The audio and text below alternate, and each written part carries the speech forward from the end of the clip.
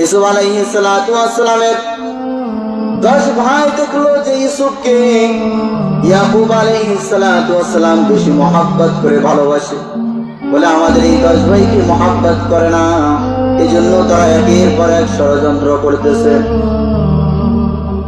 তো এক পর্যায়ে তারা বাবার কাছে প্রস্তাব রাখলো যে আমাদের পিতা, আমাদের ভাই ইউসুফকে আমাদের সাথে দেন, আজকে বকরি চড়াই দিন।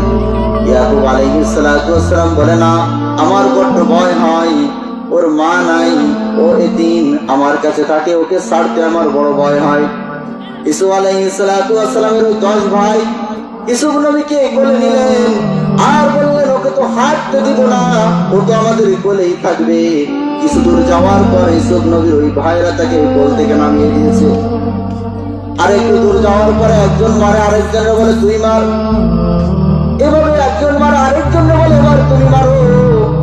এই ভাইগুলোর মধ্যে বড় ভাইয়ের নাম ছিল ইয়াহুদা। এই ইয়াহুদা কাছে যখন বলে ইয়াহুদা এবার তুমি মারো, বলে না আমি কেমনে মারি, আমি না বড় ভাই, ও না আমার ছোট ভাই। কি বলে যে আমি কেমনে মারি, ও তো আমার ছোট ভাই, আমি না ওর বড় ভাই। ইউসুফ আলাইহিস সালাতু ওয়াস সালামকে যখন কূপের মধ্যে পালালেন, কূপের মধ্যে পালানোর পরে সমস্ত ভাইরা চলে গেল, বাবার কাছে গিয়ে বিচার দিল, বাবা নেকড়েতে খেয়ে ফেলছে, কাপড়ের রক্ত বকরি জবাই করে বকরির রক্ত মেখে নিয়ে গেছে, যে বাবা তাকে তো নেকড়ে দেখেছে। কিন্তু কই বড় ভাই ইয়াহুদা ওই কূপের কাছে আসে, মাঝে মধ্যে রশিতে করে খাবার নিচে পৌঁছায় দেয় আর বলে ইউসুফ তুমি চিন্তা করো না, আমি ভাই তোমার সাথে আছি। বুঝাইতে চাই যে ওই সময় ইয়াহুদা তার ছোট ভাই ইউসুফকে কেমন মহব্বত করতো, অন্য ভাইরা মারছে, কূপের ভিতর ফেলাই দিছে, কিন্তু বড় ভাই মাঝে মধ্যে আসে যে ভাই রে তুমি এই খাবারটা খাও, মহব্বত করে দু একটা কথা বলে। বুঝাইতে চাই ছোট ভাইয়ের জন্য বড় ভাইয়ের মহব্বত আছে। আল্লাহ বলেন ইয়াউমা ইয়াফিরুল মারউ মিন আখিহি, সেদিন ভাই ভাইকে দেখে পলায়ন করে, ভাই ভাইকে ওই দিন চিনবে না, বড় ভয়ঙ্কর দিন। তো ইউসুফ আলাইহিস সালাতু ওয়াস সালাম যখন এক পর্যায়ে মিশরের আজিজ, মিশর হলো মিশরের বাদশা, এদিকে কিনান শহরে দুর্ভিক্ষ লেগে গেল। কিনান শহর থেকে ভাইরা ইউসুফ নবীর কাছে খাবার আনার জন্য গেছে।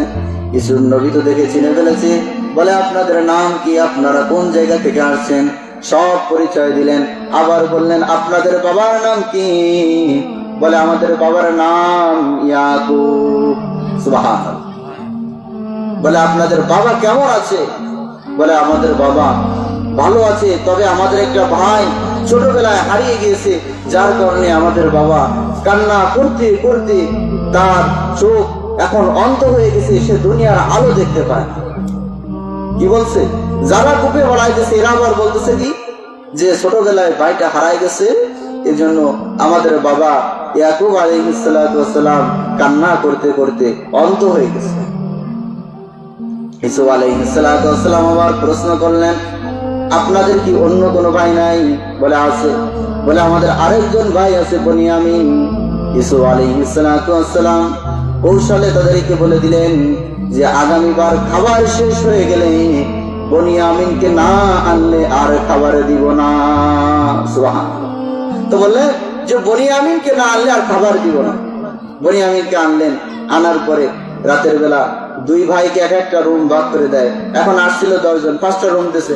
এখন বনিয়ামিন বাদ আছে, বলে আপনাদের এই ভাই কোথায় থাকবে, এই ভাইটাকে যদি আমার সাথে আমার রুমে নেই, কোনো সমস্যা আছে। ওরা চিন্তা করে যে না, এ তো আজিজে মিশর, এর সাথে যখন আমাদের সম্পর্ক বেশি হবে আমরা খাবার একটু বেশি পাবো, কিরান শহরে আমরা খাবার একটু বেশি নিয়ে যেতে পারবো। বলে আচ্ছা ঠিক আছে, আমাদের ভাই বনিয়ামিন আপনার সাথে থাকবে। ইউসুফ আলাইহিস সালাতু ওয়াস সালাম ওই সময় তার ভাই বনিয়ামিনকে রুমের মধ্যে নিয়ে বলেন এ বনিয়ামিন তুমি কি জানো তোমার বড় ভাই ইউসুফ ছোটবেলায় হারিয়ে গেছে? বলে হ্যাঁ। বলে আমি তো সেই ইউসুফ। দুই ভাইয়ের ভিতরে কান্নাকাটির একটা দৃশ্য পড়ে গেল। আমি বোঝাতে চাই ইউসুফ নবী তার ছোট ভাই বনিয়ামিনকে পেয়ে বড় খুশি হয়ে যায়। ভাইয়ের মধ্যে বড় সম্পর্ক।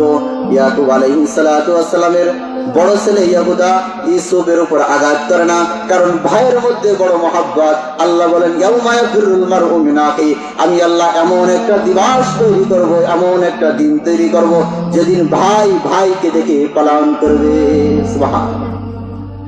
বুঝাইতে চাই যে কিয়ামতের দিবসটা অনেক ভয়ঙ্কর দিন, যেদিন ভাই ভাইকে দেখে পলায়ন। ওয়া উম্মিহি ওয়া আবি, পিতামাতা সন্তান পরিচয় দিবে না। ওই দিন মা বলবে না দুনিয়াতে তো আমার বিয়েই হয় না, তো সন্তান হইল কেন? বাবা বলবে আমি তো বিয়েই করি না, তো সন্তান হইল কেন? বাবা মা ধরা পড়ে যাবে, সন্তানের কাছে একটা নেকির জন্য যাবে, বলবে না আপনাদের তো আমি চিনি না। তাহলে বড় ভয়ঙ্কর দিন। এজন্য আমরা, আমার সময় শেষ, প্রধান অতিথি মাওলানা মিরাজ মাহমুদ চলে আসছেন। হুজুর অনেক দামি কথা বলেন, আমরা সকলে মনোযোগ দিয়ে শুনবো, হুজুরের কথাগুলো আমল করার চেষ্টা করব। সর্বশেষ কথা হলো, এই কিয়ামত কখন সংঘটিত হবে? যখন শিরিক বেড়ে যাবে, যখন কুফর বেড়ে যাবে, যখন জিনা বেড়ে যাবে, যখন সমস্ত রকম অপকর্ম মানুষ প্রতিযোগিতা করে করে করবে, তখন এই দিনটা কায়েম হয়ে যায়। এখন এই দিনটা বড় ভয়ঙ্কর দিন। আমরা একটু ওয়াদাবদ্ধ হতে পারি না যে যতদিন আমরা বাঁচবো, আল্লাহর হায়াত, আল্লাহ আমাদেরকে যতদিন বাঁচায়, আমরা 5 ওয়াক্ত নামাজ জামাতের সহিত পড়বো। কে কে আছে একটু হাত উঁচু করে? হুজুর মাহফিলের ময়দান, বড় দামি ময়দান থেকে ওয়াদা করলাম হুজুর 5 ওয়াক্ত নামাজ পড়ার চেষ্টা করবো ইনশাআল্লাহ। হায়াতের জিন্দেগি খুবই কম, হায়াতের জিন্দেগি খুবই কম। আমরা নিজেরা চিন্তা করি, যার 60 বছর বয়স হয়েছে তার কাছে জিজ্ঞাসা করি যে আপনি আপনার জীবনের পিছনের দিকে লক্ষ্য করেন, সে আমাকে কি বলবে জানেন? যে হুজুর সেদিনই তো বললো, কালকে সেদিন বিবাহ করলাম, সেদিন সন্তান হলো, সব কিছু কেমন সেদিন সেদিন বলে। কিন্তু যখন জিজ্ঞাসা করা হয় আল্লাহর রাসূলের হাদিস অনুযায়ী 60, 65, 70 বছর হায়াত, তাহলে আপনার কাছে 60 বছর সেদিন মনে হয়, তাহলে সামনের 5টা বছর, সামনের 10টা বছর, তাহলে আর কত দূর হইল? কিন্তু এই 60 বছর তার কাছে সেদিন, 10 বছর তার কাছে অনেক বড় বিল্ডিং করতে হবে, সন্তানদেরকে ইঞ্জিনিয়ার বানাইতে হবে, বিভিন্ন চিন্তা ভাবনা।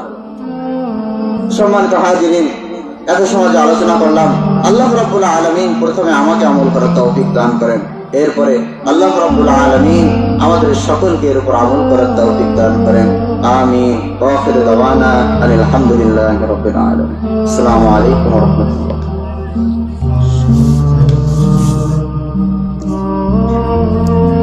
আলহামদুলিল্লাহ।